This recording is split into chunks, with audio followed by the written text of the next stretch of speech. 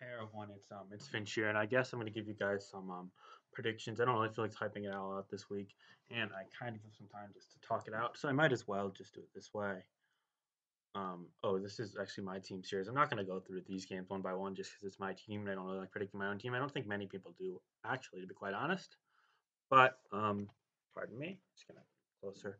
But I will just say, I hope we have a good week with the runners. I think they're a really respectable group. Got some newer faces that are doing quite well, such as Sidumas, Corey, even Chill Shadow. I mean, I guess he's been around for a bit over a year now, but yeah. And then, I mean, even Bush, Tush, and Lax, really respectable players. Croven, someone I'm really fond of, even though he was a sub on my snake team. I hope to see him catch more wins, just obviously not this week. High, coming off the Smog Tour Championship. Zora Dark, a veteran, very respectable. We Three Kings, one of the most versatile old gen players. Really got a lot of respect for him. And Undisputed has a great run in ADV as of late. Tebow, one of the greatest of all time in SPL. And Rudolph 13, I'm not too familiar with, but he's had some really close games. And I know he's had a lot of success on Pokemon Perfect and on Ladder, so got to give it to these guys. I hope we have a great close week full of interesting games, and I think they're a good team. So hopefully, my guys can come out on top. But wouldn't be surprised if they give us a run for our money. No doubt about that. But anyway, let's get into the other series just real quick. I'm gonna try to keep this under like a half hour or 25 minutes, but we'll have to wait and see what happens. I'm just gonna go game by game. So first, we got the SM game. Ignore the reply. That's just a stupid forum thing. But P2 against Zamak. So I think that both these guys are really respectable players, but I do think that P2 has an edge in terms of in-game maneuvering and outside of the game, just team building. First off, there are just some points I want to bring out about both these guys. P2 beat BTB week one, which is a really impressive game considering that BTB came into the tournament with an insane amount of momentum coming off the 5 straight wins in Snake, where P2 lost like all 6 of his OU games. That was a great start. And then week two, he should have beaten Poick, who albeit is underachieving this tournament so far, still just really a good player in general. Should have beaten him, but he got crit twice, of course. And after that, he lost to ABR, who probably the best player right now. So nothing wrong with that. Even if he used stall, he said he regretted his team choice. He got benched after that, which I don't think was really fair. But I understand the team wanted to consider all their options, especially at this stage in the tournament when they're doing well. They want to optimize their lineup, kind of get in the shape for playoffs. Totally valid move by Tigers management, no doubt about that. But yeah, I think Pichu deserves to be in this lineup, and he's back in it. And I think that he's a middle of the pack OU player. I don't think he's standout. I think that he's kind of not really favored to be guys like, oh, the guys in this matchup, Paternal Spirit or Blunder. I think he's struggling against them, but I think against Zamag, he's got a pretty good chance. I'd say 55 to 60% chance. As for Zamag himself, this is not that he's bad, but I do think that he's really inconsistent. For example, he started off winning his first SPL game last year, and then he lost to me. And then he lost a couple other games. I think he went like 1-3 or 1-4. Then he went 0-3 or 0-4 in World Cup, something like that. So he lost a bunch in a row. But then in Stake, he came back and won 5 games when he was really considered an underdog, not even really someone that should be starting, actually. But now he did well in the gliders. And now he's, I believe, 2-2 or 2-1 here. Um, but he did get really lucky against Brofist. I think he deserved to lose that game pretty convincingly after his Zapdos died and his ability to beat Scissor was pretty much seismic tossing it while it was paralyzed. It was just fancy. It was just unfortunate events there, but he did end up winning that game. He didn't play poorly per se, but I think that he didn't really deserve to win that. His game against Obliviate, I wasn't really fond of. I think that both players had their fair share of miscues, but I think Zamag just kind of had a bit more upside in terms of predictions, and I think his team was pretty neat. I will give him that. Overall, I think the thing with Zamag is he's a creative builder. He's got a flair for some interesting ideas, but he tends to stick within the realm of balance. But slower paced, bulky offense. Whereas P2 is someone that can explore the whole metagame through and through. And while that could come to bite him in the butt if he tries to do something bad, which he's definitely done in the past, by the way, it could also really give him an advantage against someone that's kind of centered to one style. Even if he's creative within that style, it's just a pace of teams, especially in this metagame, that can be manipulated. And I think that's why I give the edge to P2.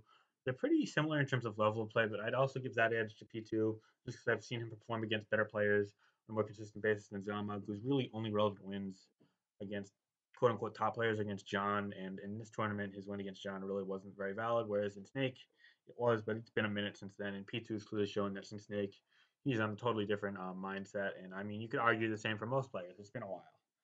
Speaking of people that had pretty poor snakes, I'm going to go to the next game. This is a tale of two very different snakes. But first off, Blunder had a pretty mediocre snake draft tournament, which really is uncharacteristic for him. He's been considered one of the top 3, maybe top 5 OU players dating back to late Oras. ever since SPL 7 when he had a pretty breakout season, and then a 3-0 World Cup this past year after a pretty average SPL. But yeah, Blunder is really someone that you consider to be great. Very high playing ceiling, but also a considerably lower floor than you'd expect from a top player, which is worth noting. He does tilt. He sometimes gets mad at the game or mad at whatever his opponent is using. And while I don't necessarily think that it impacts his play turn by turn, it might impact his mindset, especially in the long term. And that is something that you have to watch out for. With that said, Blunder is fresh off of a break for the first half of the season. He got picked up at midseason. And I think he's at his best right now. I think that he's coming in not only motivated to work with this new team, even if they aren't necessarily all his friends. I mean, it's kind of a clash of cultures here. Some newer guys like Meeps and Stacks were probably a bit more quiet in the team chat. And then a newer guy like Christo, who's probably out there and really assertive. I love Christo's attitude right now. I think it's a bit cocky, but I think he's doing great, and I think he's in the right environment. And also GTM, who's not afraid to really make his play and stand his ground. Then you've got a lot of older guys, like their whole old generation core: Dice, Blue, and UD, Lavos, Earthworm, etc. Yeah, they're veterans and they're really proven. Especially Blue Wind, who's coming back from a long break after he used to be one of the best players. But anyway, getting back to Blunder himself, I don't know where he fits in this culture, but I think that right now he's in a mindset of motivated and he's on a winning team. So I think he's actually really poised to perform well. However, it's going to be a struggle against Eternal Spirit, who's been killing it, not only in OU, but also in RU to start the tournament. He did actually choke one of his RU games, but he still managed to come out on top. He pretty much threw away a 100% win until, I don't know if he wasn't in an unfavorable position at any point, but yeah, I remember there's one play with the slow king that kind of kept me off guard and thinking, he's still kind of in button clicker mode. And I think that does apply to him, but there's a point when you're sort of this guy who makes these fast, aggressive, button clickish plays that's still where you've got this edge. Because a lot of Pokemon, after all, is instinctual prediction. And he has that down pat. On par with the best in this tier, in my opinion. And I think that and improving team building, because last year he kind of threw stuff together that I think were questionable. He probably used a bit more Tapu Fini than the next guy, which honestly was not a winning idea at that point in time. And now I think he's got a bit better, but I still think I favor Blunder here.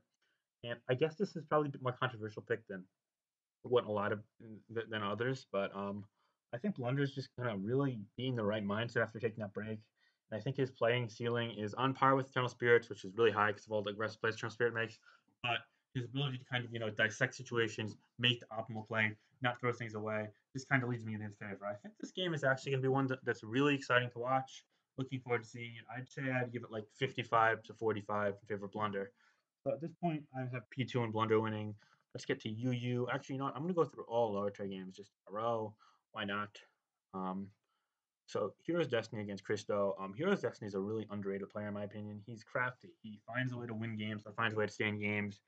His game where he played the stall team, I forget who piloted the stall team. I think it was Side. I'm sorry, I cannot pronounce it. The Wolfpack UU player. This is going to be made fun of after the narration. I know that already, but that game he used a Specs Chirum plus Alamola plus like Hazard Control pretty much to manhandle stall systematically, and I really was a fan of how he handled that game. I think that just proved that he belongs here. That was a statement victory, and I think he's 2-2 at the moment.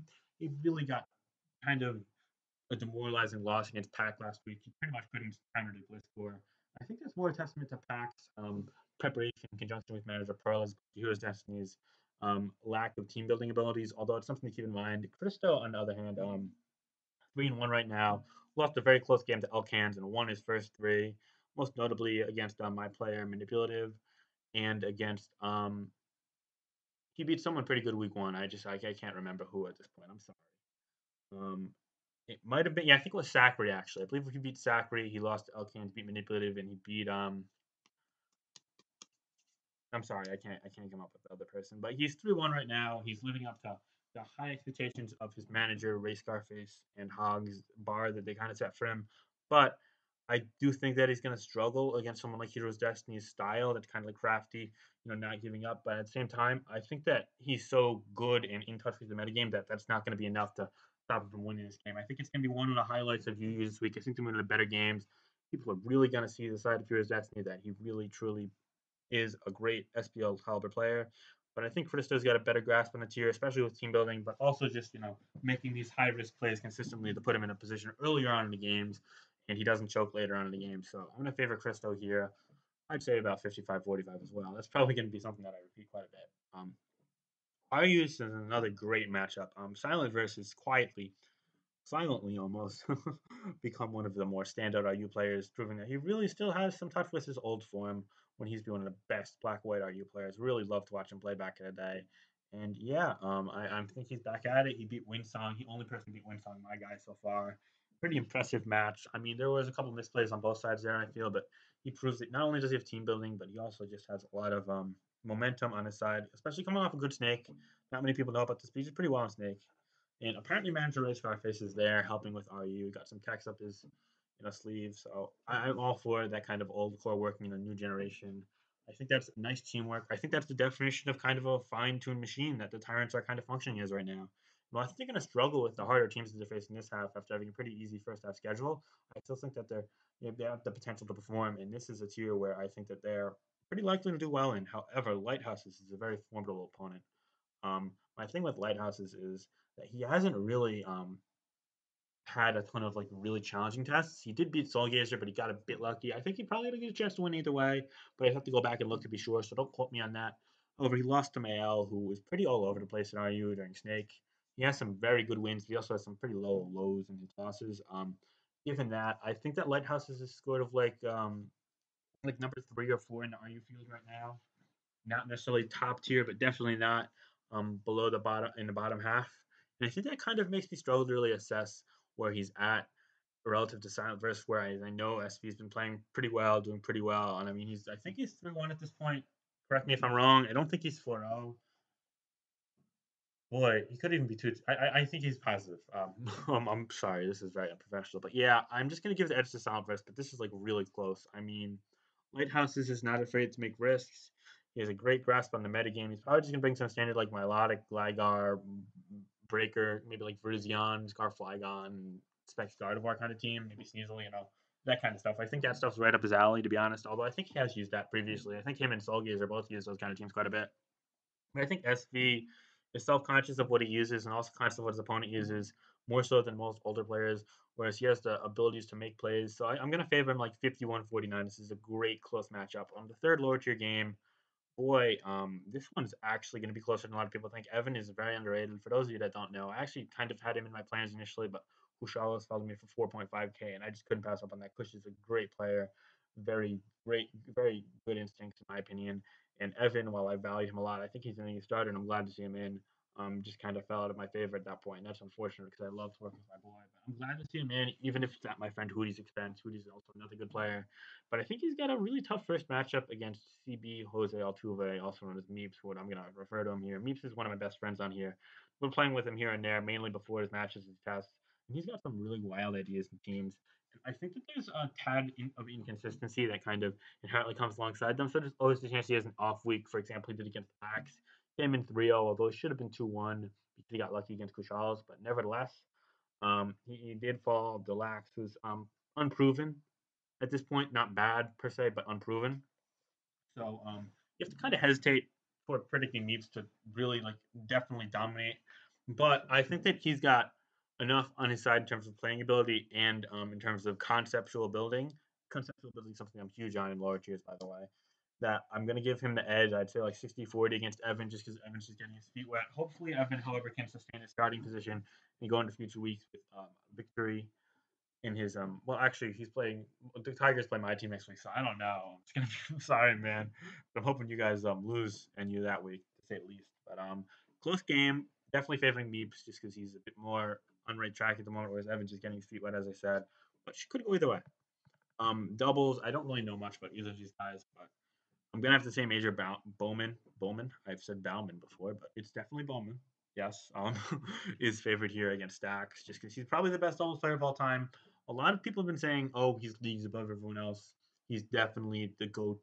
He should go like 9-0, yada yada yada." And I believe he's 4-0 at this point, but I don't think he's leagues above everyone else. In fact, I think that doubles has like a 5 or 6 player deep top tier, and I think that the second tier isn't too far below that even. And I think they've got a lot of SPL caliber players. I actually love the doubles player pool. It's pretty phenomenal. It's exciting to watch as a tier two. But I think Stacks is kind of right behind him. But Bowman's been Bowman has so much momentum at this point that I definitely have to favor him. I'd say like 60-40, 55-45. Don't really have much to say on doubles. I do know that his win against Sam VGC, aka Kalwari, is kind of interesting because he had a Tyranitar and kind of just went against his son Trick Room crit for whatever the ability is that gives you anger point camera up team. So he didn't really give him a chance, but like he still has played well. Excuse me. So yeah, favoring him. So I believe that gives us 1-1, um 4-1, 4-2 in favor of the Tyrants at this point. Now let's get into let's get into this alley of three metagames here. You'll notice that if you see the power rankings, the Tigers are ranked within the top two, not only in Oras or Black White, but all three of these metagames, Oras, Black White, and DPP, and very, very deservedly so. Nintendi himself has pretty much been the best Oras player up to date as of early 2017 since he started last year and he dominated SPL. Then he did pretty well in World Cup, if I recall correctly. Maybe not as spot on. He hasn't really played. He didn't play in Snake, although that's awesome. So like, what does that even matter? And he's had a pretty good start here. Even if one game he kind of just won with clicking Volcarona, and then another game he brought the same team and got walloped by CBB. The next 2 weeks he came back and won, including a strong win against fierce competitor PDK, who I regard as one of the top five Oros players. Um, so that's deserved. McMegan is McMegan. What's there to say? He's arguably, if not the GOAT. I personally think he's the best player of all time in pretty much in general. But I'm obviously a bit higher on him than some other people because I teamed with him in 2 years. But I really like McMegan in Black White. I personally had him above Solwind, but he did lose that game. Although he got unlucky, he probably should have won that game against Solwind.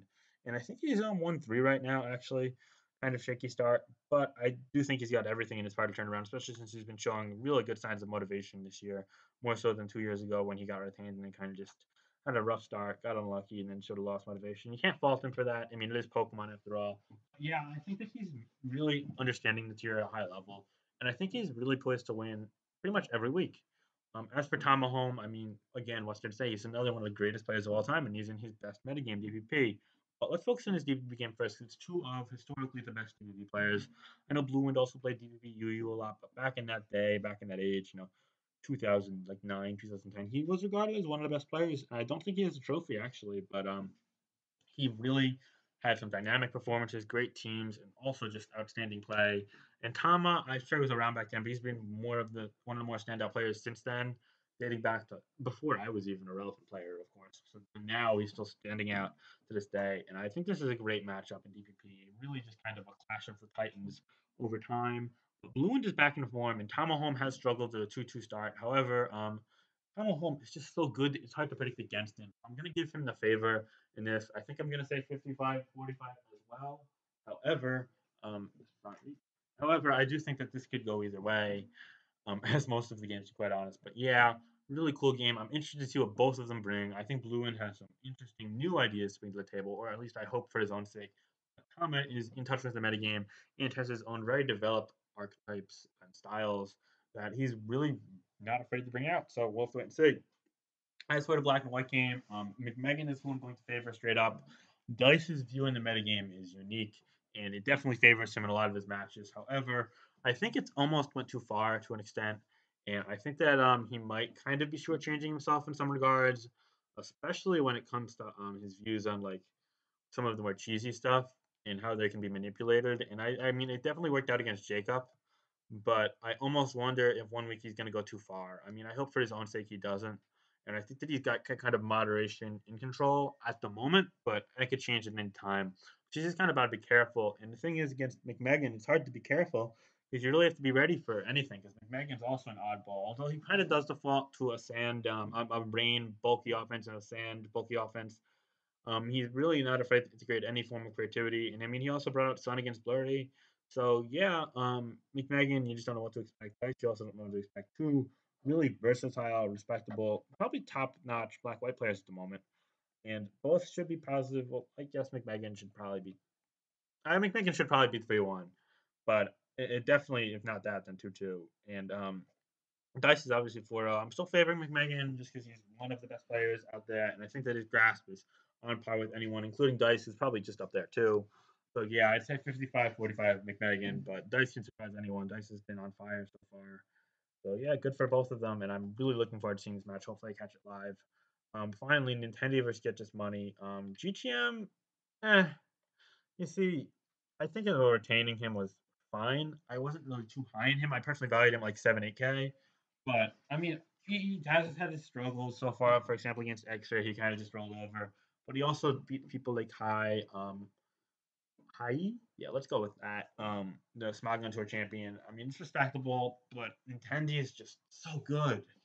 I gotta love Nintendi, and it's funny because I mean, McMegan and Tomahome have not been positive so far, but Nintendi is still, goading it up, and I think he's gonna keep doing. I think he's gonna get the 4-1. So I'm favoring Tigers in all three of these tiers. They're probably the strongest tiers. So that would make it 5-1,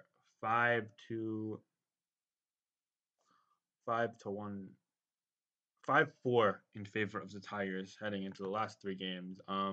Let's ignore ADV, just because it's ADV. Callus against UG is really an interesting game because I mean, Callus likes UD. I think they're friendly, but I mean, there was a point last year where he said that he thought he could compete with UD, and I don't think anyone really took too much offense to this. But Callus was unproven, and I mean, to an extent, he still is unproven. He struggled against guys like Jirachi, who don't really main ADV. I'm kind of wanting to see if he can live up to this. UD has surged ahead of where he was at last SPL, and there's no denying that. I think that's what Callus was basing his opinion off of. But Callus is also making strides every single week, improving as a player, and I'm really respecting that. Even if some people see him as kind of a meme or a joke, I think that he's a legitimate player. I think his in-game skill is a bit below that of UD, and probably the top tier players, but I think it's at least at a lower SPL level, or at least close to it, close enough where if he brings the right team and makes the right moves on one or two pivotal turns and has the right foresight, then he could definitely compete. And there's no denying that. But I think you have to favor UD here, just because UD's been solid. He did lose to Ojama, and he lost a kind of controversial game to Triangles. Got him lucky there. He probably should be 3-1. If not, then definitely 2-2 where he stands. And I think he's played better than 2-2. I think he's played a really solid tournament so far. Played a solid World Cup, played a solid Callis Cup. All in all considered, I'm high on UD. I think he's a great player, and it's just hard to be as high on Callis with any degree of certainty. So I'd favor UD probably 60, probably not 60, but yeah, I think 60-40, maybe 65-35 on a good day for UD. But you really have to wait and see what Callis you get. You could get the Callis you saw against Danilo, which maybe made one misplay, two misplays all game, but had a really solid grasp on things. And also the Callis you saw early game against Kevin Garrett, who just made a couple really high level plays. Or you could see the Callis late game against Danilo and against Jirachi, who didn't really play necessarily poorly, but made one or two mistakes. I think against Jirachi, Callis actually had a good chance had the RNG favored him, but I feel like you really got to win that game almost no matter what happens, just when you're not playing a main. You just kind of got to will your way through it, and he just didn't have it in him to do that. And I mean, that's no offense to him so much as it is. I don't know how high his ceiling is, whereas I know where UD's ceiling is. And I know UD's ceiling is quite high, so therefore I have to favor him here.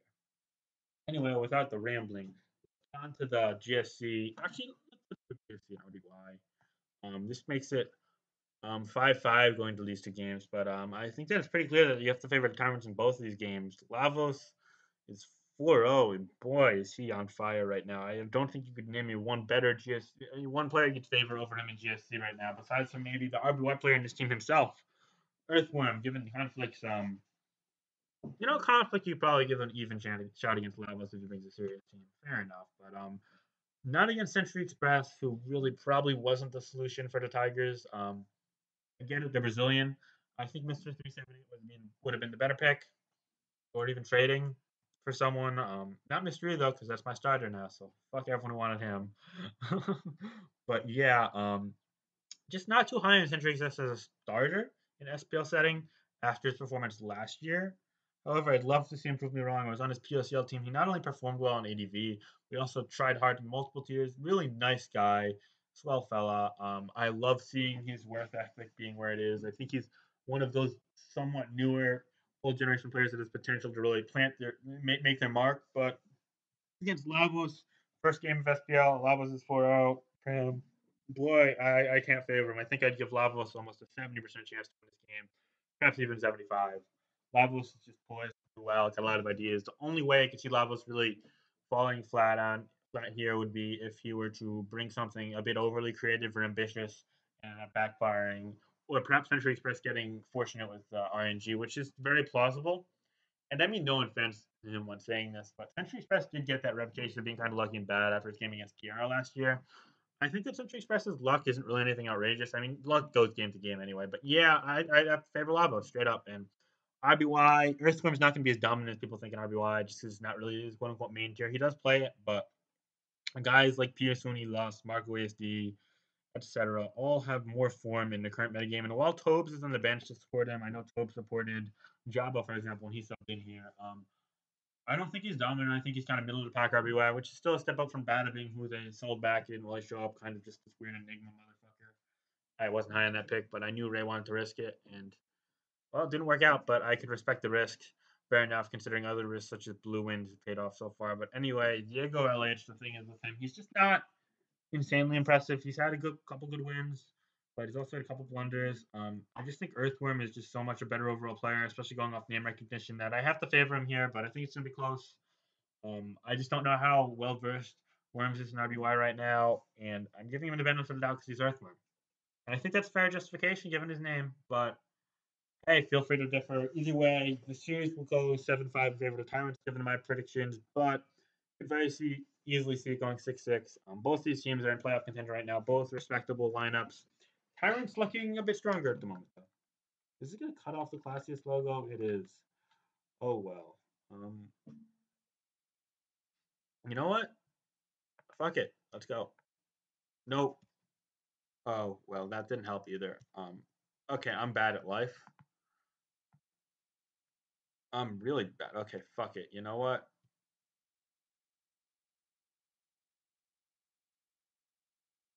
And close enough. Oh, I'm gonna cut that out. Yeah, there we go. All right. Wait. Okay, I'm so sorry for that. That was the epitome of unprofessional. But anyway, this is an interesting series. You've got the classiest team that's been struggling to gain their feet. We had a couple of controversial picks over midseason that I'm going to briefly get into.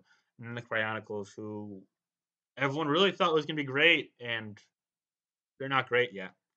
But that doesn't mean they're bad. In fact, they're pretty close to the middle of the pack. And I've got a lot of respect for this roster. They've got a lot of stronger players and some weaker players that are proving themselves to not necessarily be as weak as we perceive them to be. For example, Harry Toenail, really bad snake, just not the best official tournament track record yet. But I believe he's 2-2 at this point, including wins against guys like Dodman, who undisputed top player. People were thinking, oh, this guy's gonna go like 7-2 plus. And I mean, yeah, I've got some faith in HG, even if he was disappointing against Snake. Kind of pedestrian, made a choked a game or two. But yeah, I think that he can win. But let's get into these games specifically. One sec, I'm just untying my earbuds. All right, there we go. All right, so let's look at both the OU games because you're going to notice something really quickly here. AIM and Crashing Boom Bang, neither of them were in SMAU at any week this tournament so far. However, both of them are in the tier now, and I think this is some much needed adjustments from the Chronicles. I think Teal and Zamrock made a great decision with their lineup here. I really like what they did over the off-season period, the mid-season period. Sorry, pardon me. And I think that AIM is really going to bring some fresh players to the metagame. He's definitely plays a lot on ladder and YouTube, etc. And CBB is just kind of great at the main gen in the eyes of many people. I'm not as high as him in SM as I'm in Oras just because we haven't really seen it yet. We're not really proven. And he hasn't played an official tournament in SM yet, I don't believe. Whereas he did at least play some in Oras, and that's why. It's kind of a question mark in terms of CBB, but I feel like that question mark is going to go away really quickly. He's very active, and I assume he's been helping out Poek and London Beats and Snow so far. Not to mention that those guys are in the back able to help them while Poek's in Oras, but the other two are in the back able to help them. So I'm more confident in this OU core than I am their prior OU core. And on top of that, I think the rest of their lineup is either about on par or at least not significantly worse to the extent that this was a worthwhile lineup change. However, they do match up against a formidable duo for the classiest in SMOU. Black Oblivion against AIM is the first team we're going to talk about. So let me hone in on Black Oblivion. He is 3-1, I believe. But against Brofist was kind of. I mean, I'm Brofist manager, but I wasn't really fond of that win. Like he just kind of had the game using stall, but his team like didn't make sense to me. Like he had nothing for things like Tapu Lele and not much for things like Hoopa, which Brofist kind of did frequent.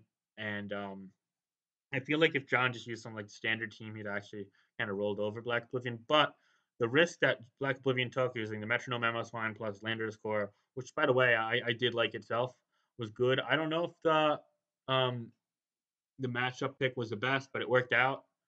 I kind of felt the same about him when he played my guy EO in World Cup. Like he wasn't really prepared for the type of teams EO was using, and he kind of just rolled over using a known, I think, NGNP team.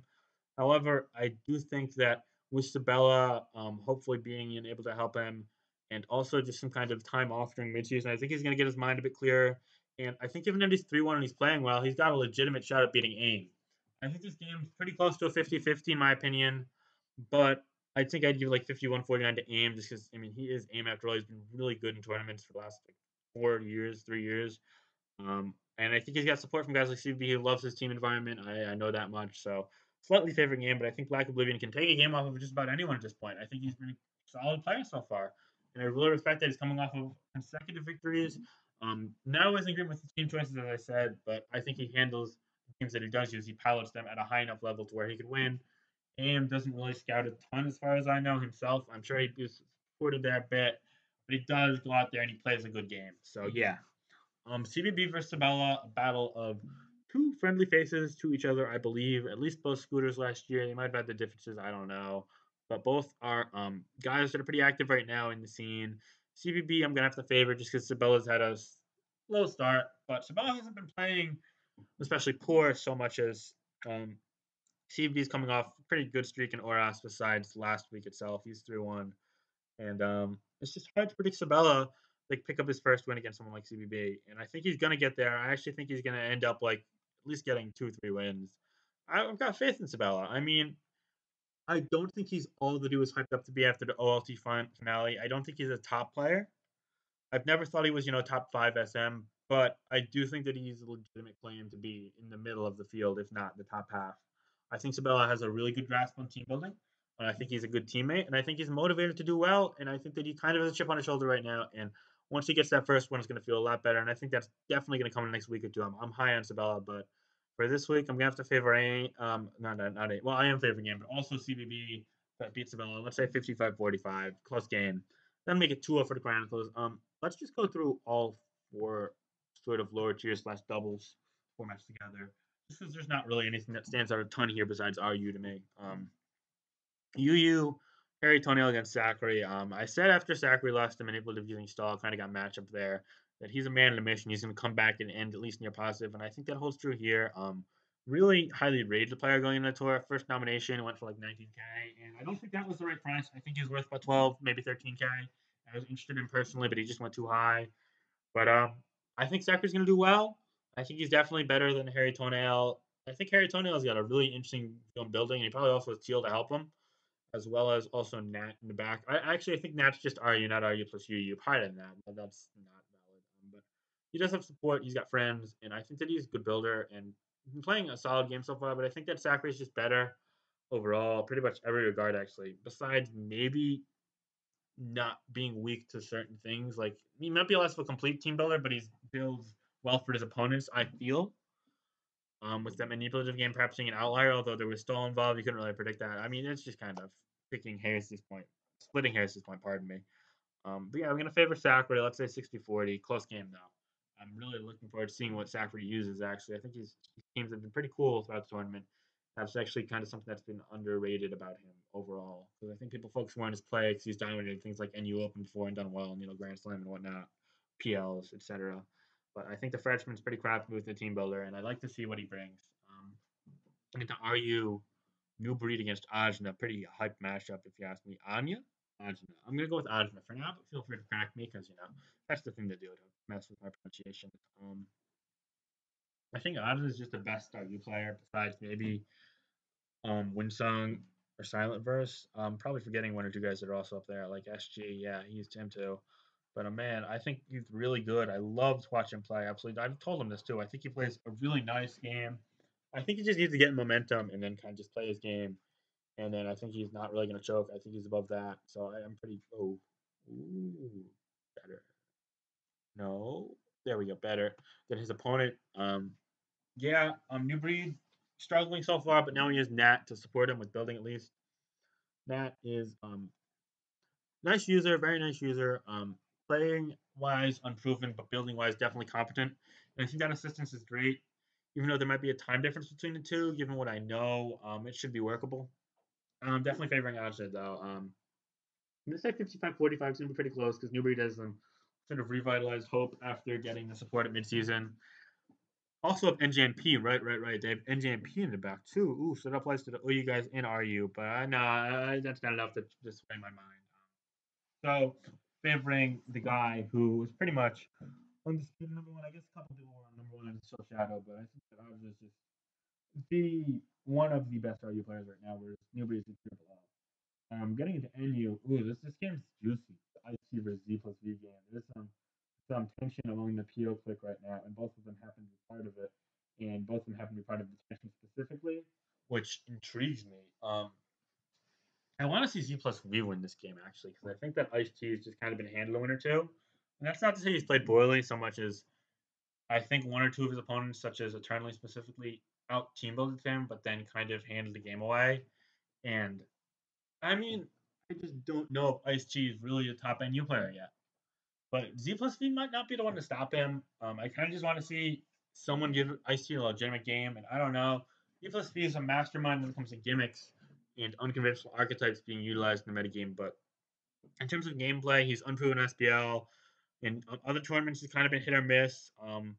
He's not really one that's gonna go a game without misplaying, but he also is also gonna he's also wild draft. Great. Okay. But he's also not afraid to really make an aggressive play. And I think that kind of sits him a step above the average guy that's just kind of like on the SPL bench as a lower tier sub. I think that he's got real claim to be able to beat anyone in any time. But I don't know if now's the time. Ice T's been doing well so far, even if he's kind of gotten into the game. I'm gonna give it to him in a close one, just because he's a better overall player. I feel, but it'll go either way. I've been saying that for every game, but this one definitely. Yeah. Oh God, I might as well just ban that phrase from this. It's just gonna be said every single time. God damn it. So far it's gonna be 3-2 in favor of the Chronicles, and we're gonna go to doubles. BioSci against EMB CPT.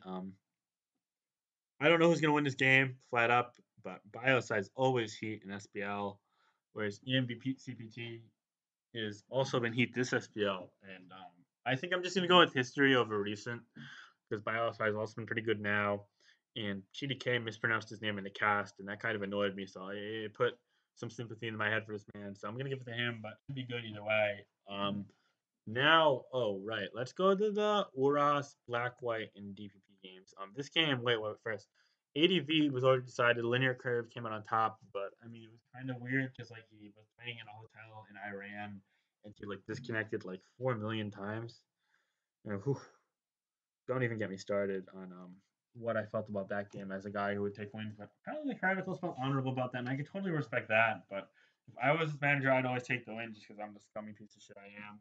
But I'm not, and I respect Danilo for that. I think Danilo hopefully will get some good luck in future weeks from that. Maybe I don't know how karma works, but as long as it's not against my team, that's fine. But yeah. So it's 1-0 in favor of the classiest right now, which I'm personally rooting for just because Chronicles are close to my team in standings. But I think the Chronicles are still favored to win the week. And here's why. Poic versus Nane and Funk versus Shoka, two games that intrigue me. Poic is now back in Oraf, where he's done historically insanely well. One of the best win rates, if I recall correctly, went like 3-0 or 4 this year last year, beating guys like TDK. Um, and he also won OLT, did well in the World Cup. So yeah, Pollock's gonna be favored here.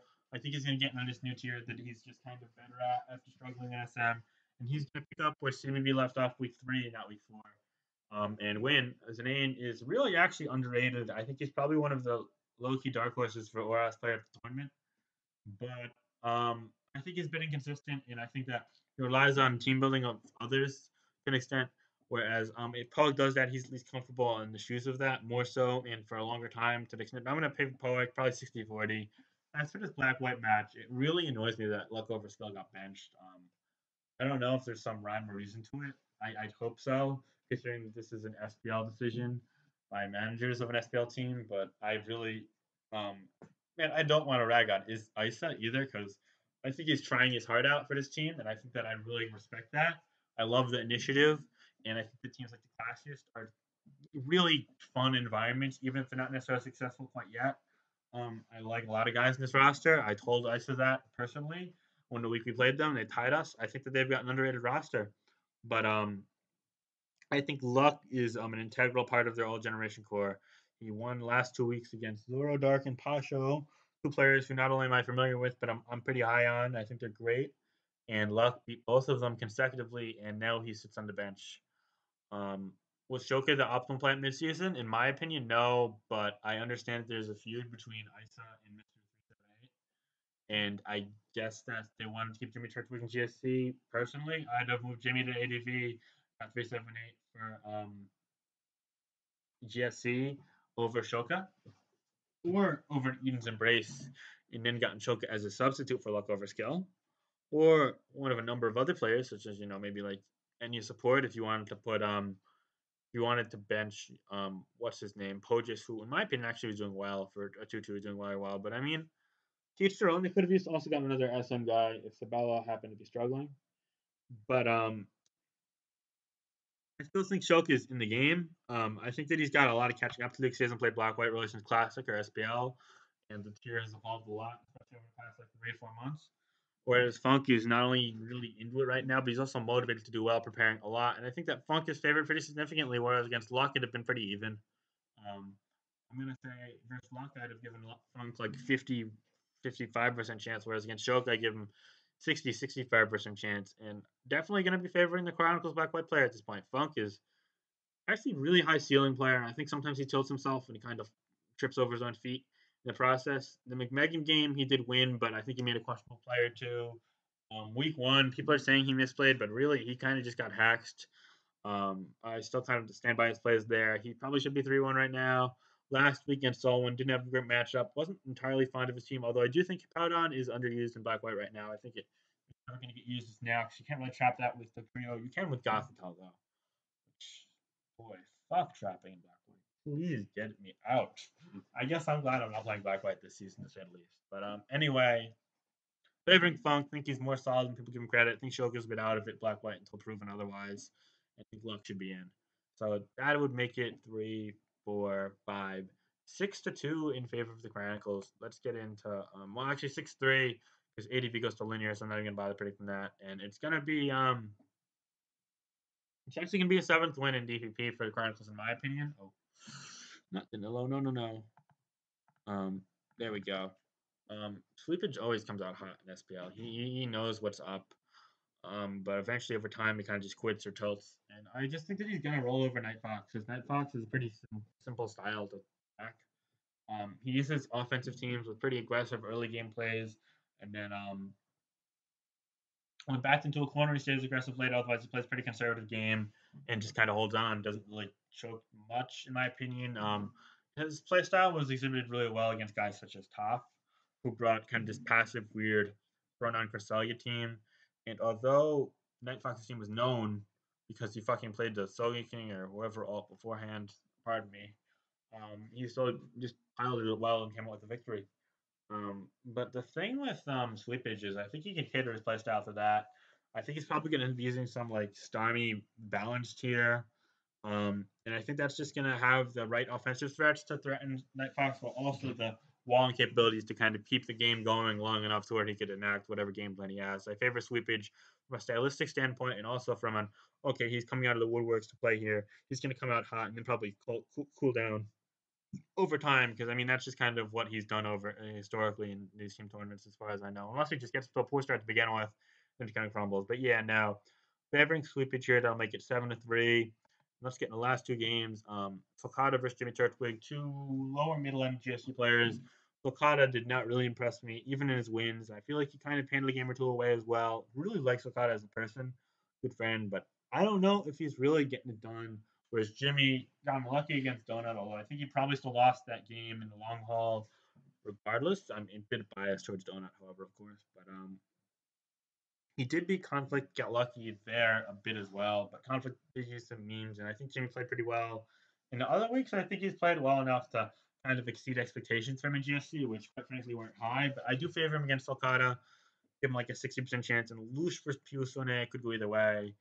I'm going to give Pius just a little slight more chance to win, just because I think that Pius is probably the best RBI player. Even if he struggled so far, I think the struggles don't face him. But really, it could go either way. Both these guys are top notch, even if they've been struggling so far. So I believe that makes it 8-4 in favor of the Chronicles over Classiest. Yeah, fair to say. However, it is 1-0 right now, and the Classiest could very well overachieve And I mean, they tied my team. They tied the Tyrants, who are now in first place, pretty much. So, no doubt that they could exceed my expectations, but that's how I see it as of now. Let's get to the next series. Just gonna get a quick drink of water. Don't mind me.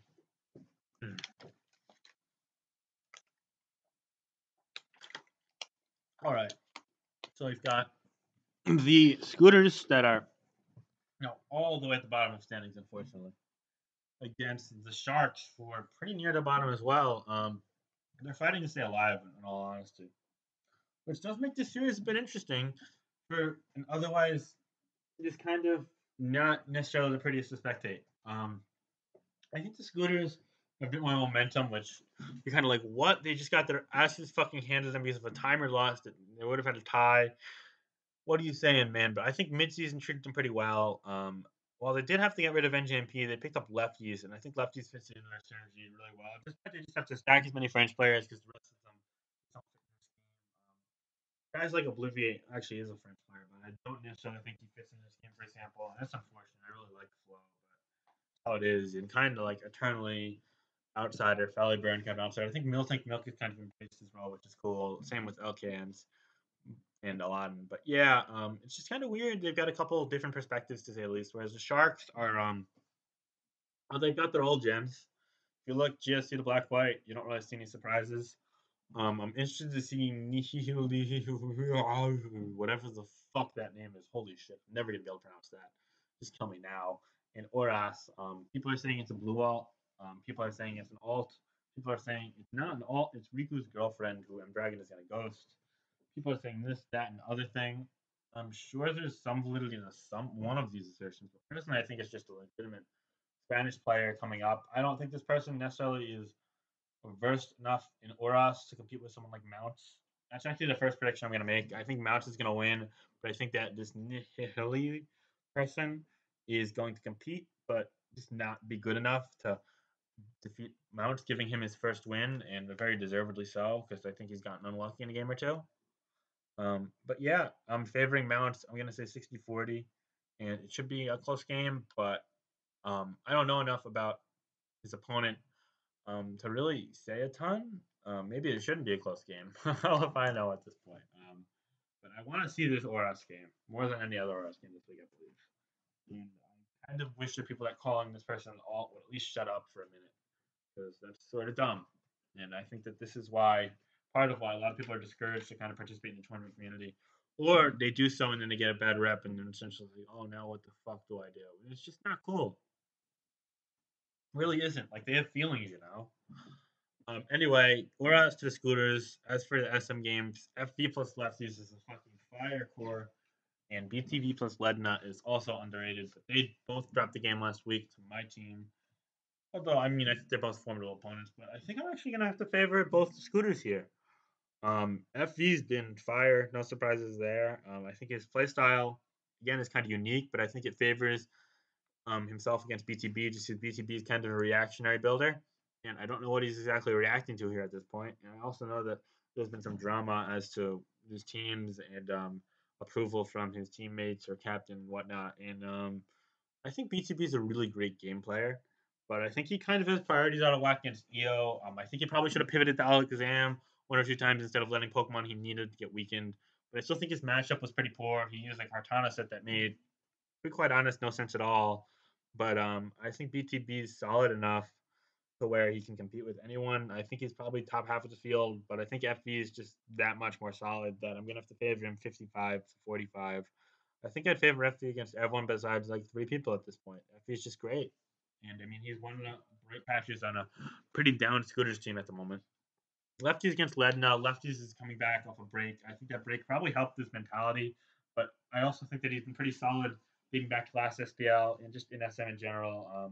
So I'm favoring the Fireball, Black Frenchman, whatever he is, lefties over Ledna, who also I believe is underrated. People that kept saying that he choked against Brofist, but Ledna did not choke at all. He played a solid game and he banked on something that he needed to bank on, and he didn't get it because Brofist had the good hold of the set.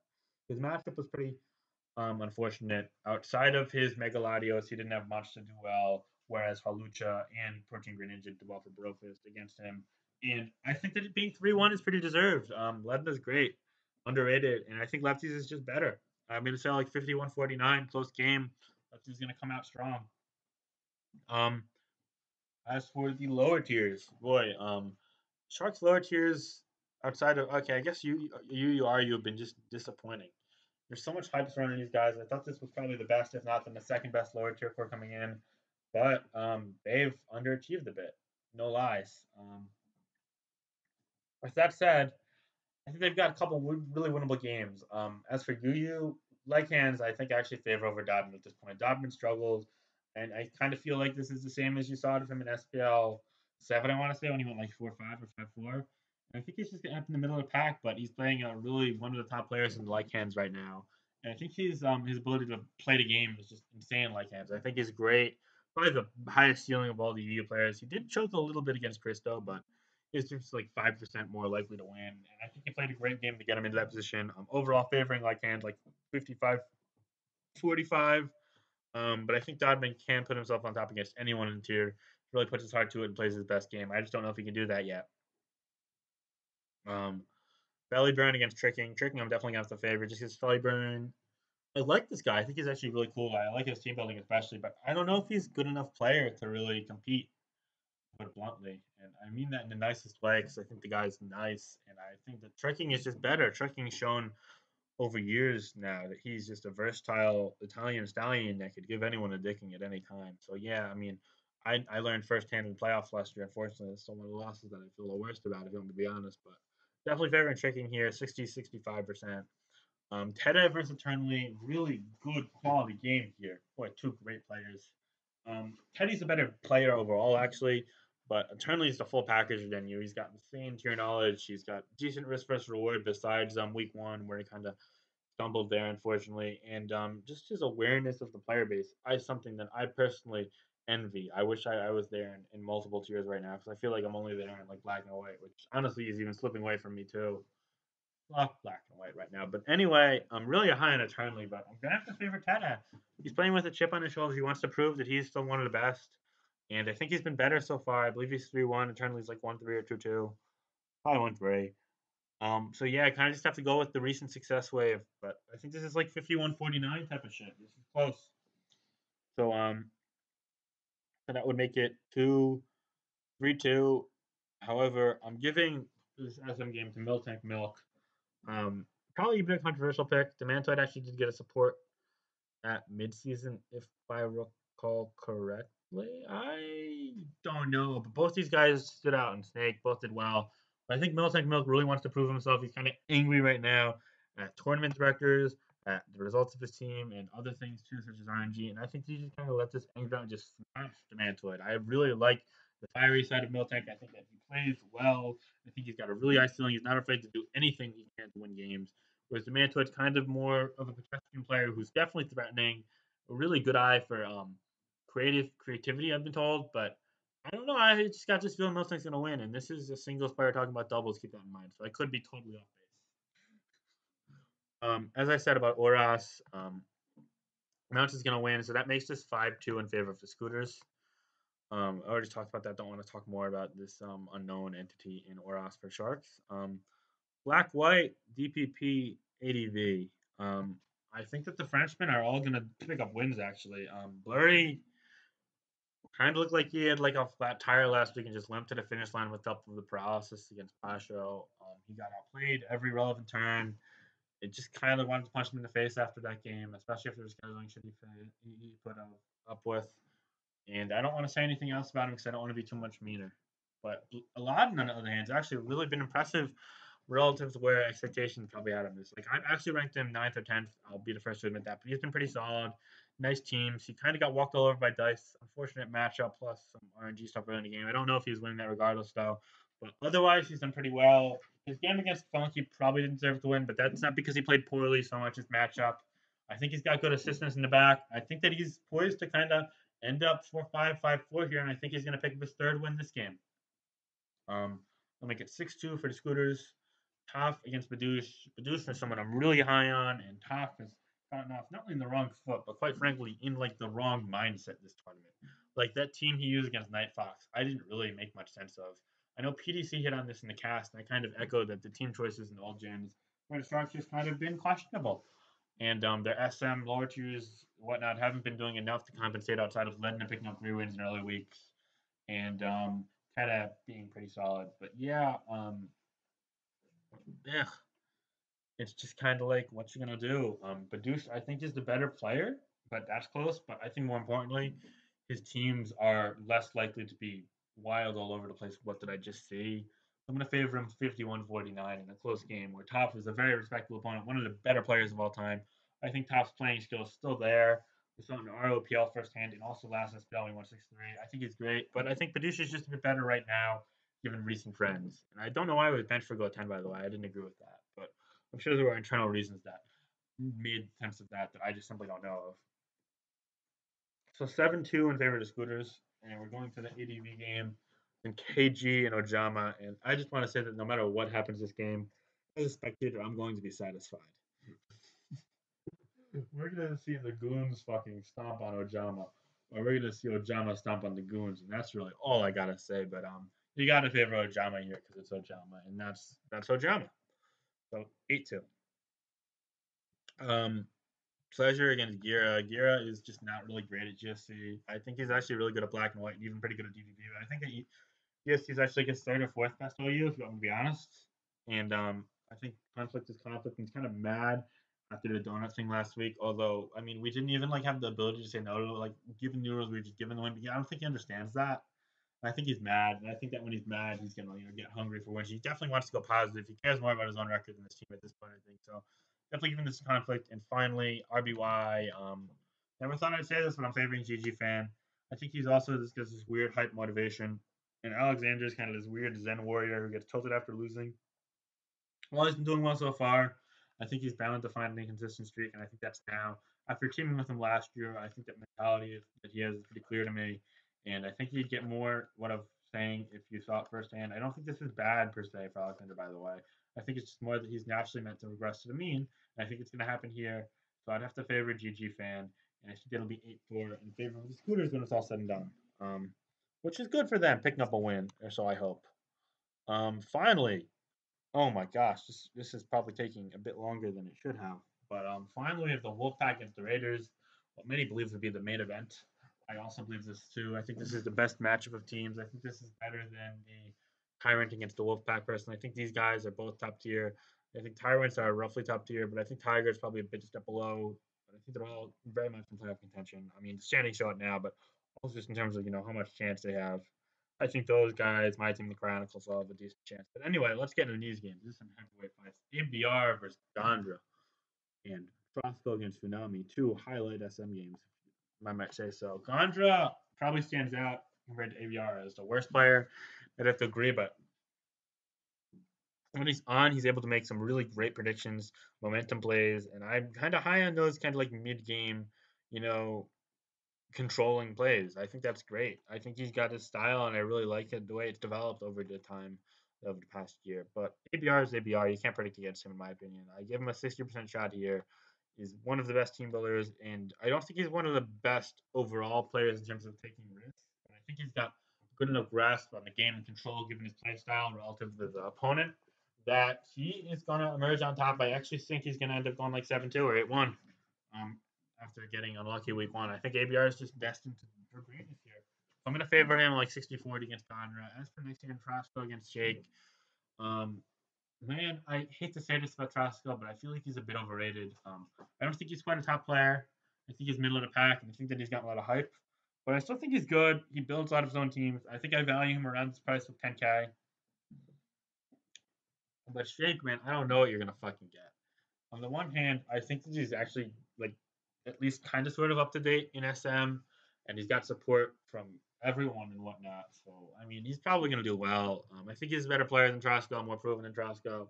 And he's got some really risky like tendencies in terms of A, mentality, and B, gameplay itself. But I don't have to favor him unless he brings a dong ass team in his hand. I think the TDK teams are pretty solid, so I'll give him a 51% chance. I'll say like 51-49.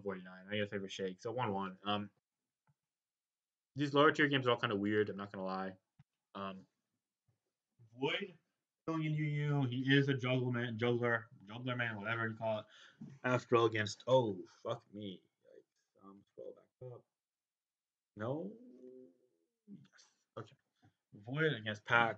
Pack's 4-0, so like yeah, against Void, who's not even a UUer. Definitely favoring Pack. Um, Soulgazer against Mail. Mail's kind of a jack of all trades, master of none too. I definitely don't think he's a master of SMRU, regardless of his playing it in Snake and even now in SPL. I do think that Soulgazer is one of the best lower tier players of all time. So I'm definitely favoring Soulgazer. But I think that if anyone's gonna kind of upset him, besides White Houses, who I guess kind of did it with some luck before, it's gonna be Mail just because his playstyle is unpredictable, and I don't know how much time motivation SG has to predict at the moment. He seems to be pretty active, but I mean I know he works and he's got school and shit. So yeah, I'll give Soulgazer a 60% chance. Um, all right, we're getting down the stretch. I'm getting kind of tired of talking, not gonna lie. Let's finish this up. Earth against Zuku Shiku. I'm kind of surprised Roderi's not in, but I'm glad to see my boy Earth still in. Earth is really solid, I think. Not ghosted by roses, by the way. Stop fucking doing that shit for fuck's sake. But I think Zuko's been better so far. Zuko's a really good player, actually, in my opinion. I've only seen like 3 games out of him too. But I'm actually pretty impressed. I think he's got FL team support too, which kind of makes him a bit less predictable. Well, maybe a bit more predictable in some regards. We gotta wonder what influence other guys like TDK and Zuko himself have on it. So I'm gonna favor Zuko 55-45. Earth just has made 1 or 2 more mistakes, and while I think he had a really good team so far, I think it's hard for him to be really confident in him playing a clean game throughout. Just to put it out there. That doesn't mean I think he's bad. It just means I think that he still needs to get a bit more experience before he reaches, that top half of NU playing plateau in an SPL like tournament. I hope to see him in stake though, because I think that over the lapse time, he's not going to only notice some of his mistakes, but also kind of get his own style going. And I think he's going to end up doing really well within the next year or so if he keeps at it. Um, Murley versus Kaori. Sam seems to have all the momentum right now. He only really lost with kind of a weird meme team that they used once the week was over against Bowman too, who's a very respectable adversary. Murley's kind of just I don't know. I don't think he's as solid as Snake at the moment. I think he's still strong though, but I'm gonna have to favor Sam. I don't really know enough about doubles, so I'm gonna say like 51-49 close. But yeah, favoring Sam here. So that would make it 1, 2, 3, 4-2 for the Raiders so far, I believe. Yeah, with only ABR and Soulgears are winning. Get to old gens. Oras, I'm gonna separate out here just because Kanto's been doing great. Whereas TDK is kind of off their pedestrian start, but I think that's gonna turn around here. TDK is just a better player than Kanto. I mean, if you go into this tournament, you see TDK against Kanto, you're like, oh, TDK is definitely gonna win. I mean, I just kind of still feel that way, even though they both kind of proven otherwise so far. I kind of want to go with my historic feeling gut here as opposed to recent trends. But Kanto with ABR top, definitely a force to be reckoned with. So don't underestimate him. I just think TDK's got a 60-65% chance to win here. I think he wants to make a statement win too now that he's back in Oras. It's probably his best here.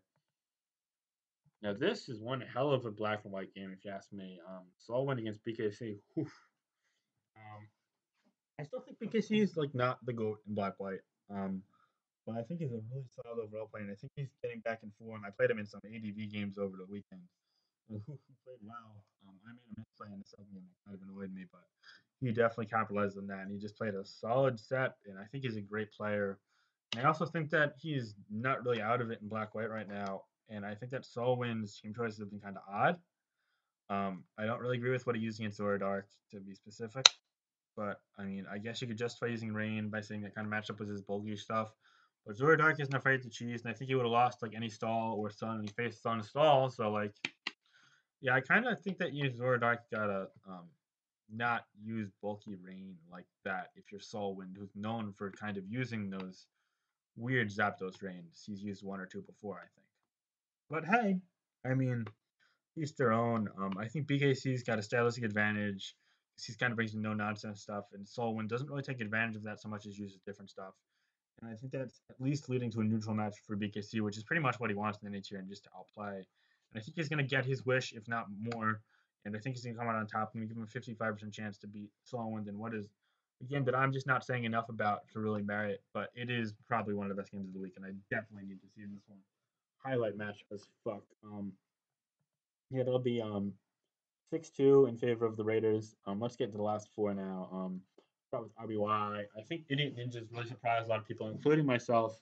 I didn't think he's ready for SPL. I had him like 15th on my big board or whatever you want to call it. But he's proven me wrong. He's made a lot of cool predictions. He seems very passionate about the field, passionate about his play, into it, and I'm favoring him against Malagros, who's just kind of not been had his best, and I just think that he could be better than what he's been. He got lucky against Marco, and other weeks he's just not really been anything stunning. Idiot Ninja stood out a bit so far in his game, so I'm favoring him like 55-45. If you're against Julio, close game, but Julio's been 4-0 so far, and Fears just kind of had a weird game. We disrespected IFM, the true goat of SPL. Kidding aside, he beat IFM pretty badly, even with luck. And the other games were he's had a game that was pretty solid if I recall correctly, but then a couple stumbles here and there. I don't know if he's 2-2 or what. Might be 1-3. I wish I knew this off the top of my head, but I'm definitely favoring Trulio. Yeah, whatever his name is. He's been pretty good so far. ADV and DPP on the contrary, I'm favoring the Wolfpack. DPP is more controversial, so let's start with that. Fakes is coming off of not signing up. But now he's against Roscoe. Roscoe is on fire now. I think after beating Tom Mahone, he now feels he could slay anyone. But I think Face is going to come in and kind of show he's boss. This is totally gut, by the way. I think it's like 51-49. I'm favoring Fakes in a really close game. Two really good DPP players. And just two guys I like to watch play. Yeah. ADV in the contrary, I think Asta's just levels above Jirachi in this tier. Jirachi stumbled through a victory against Palace. The first win of the season, good for him, but he's not an ADV main. Asta is, and Asta's one of the best to do it. And if anyone can take advantage of newer players, it's going to be Asta with this kind of reactive, modernized ADV approach. So yeah, without further ado, I believe that tallies up to 1, 2, 3, 4, 5, 6, 7, 7-5 for the Raiders, I believe. So yeah, I think the Raiders are going to come up out of the Wolfpack, and that'll knock the Wolfpack kind of in the middle of the pack. And I think they're going to end up in playoffs, actually, the 3 or 4 seed. But they're not going to get it easily, especially with a hard schedule this week. But I think all in all, this feels pretty tight. And very excited to see these games. And I hope these predictions suffice, especially if you use Amak. With that said, this is Finch. Peace.